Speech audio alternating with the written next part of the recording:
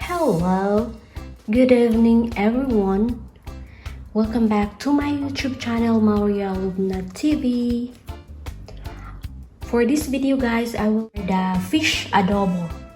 So these are the ingredients.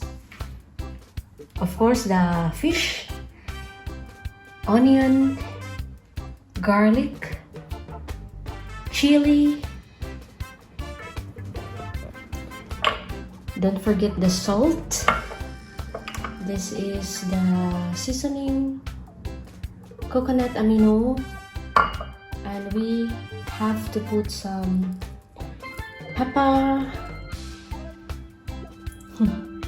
Ang lagayan pink salt, corn pepper, and some powdered black pepper, and some apple cider vinegar, and don't forget to put some olive oil. So let's get started guys. So ang gagawin natin una, the first thing to do is put the fish inside the skillet.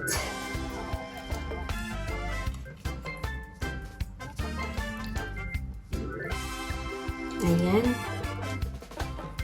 Ito po ay tilapia. And I need to add some onion. So, this is how I dip the onion.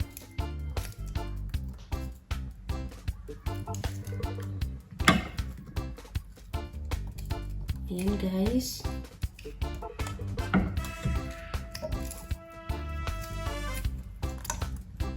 Kailangan siyang malalaki ang slice niya.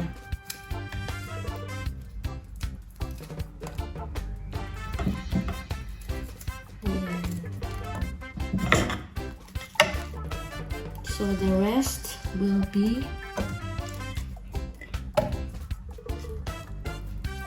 put like that.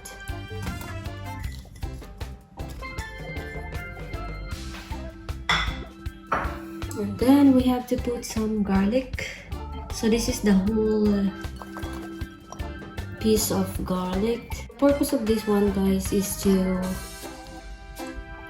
avoid the smell of the fish. And the last one is the chili. So there should be chili for those who would like to have it spicy. Just like that. And then the next will be apple cider vinegar. Like that. Put some coconut amino for the seasoning. Olive oil. So this is the olive oil. Just put it together. The powdered black pepper.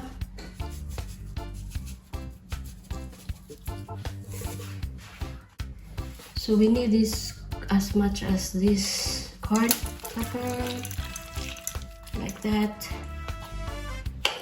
So this is the salt,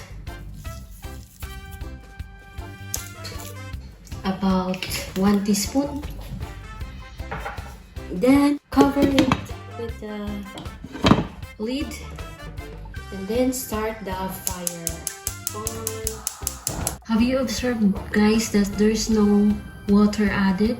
So we have to avoid water in this kind of recipe. So that would be the fire, medium fire. And we will be waiting for at least when it boils. And guys, this is the time that we will check how is our fish now. So that is what's happening now. We may taste the flavor. So we will not disturb the fish. Disturb. Okay, we will not touch the fish. but only the taste. So that is how it's going.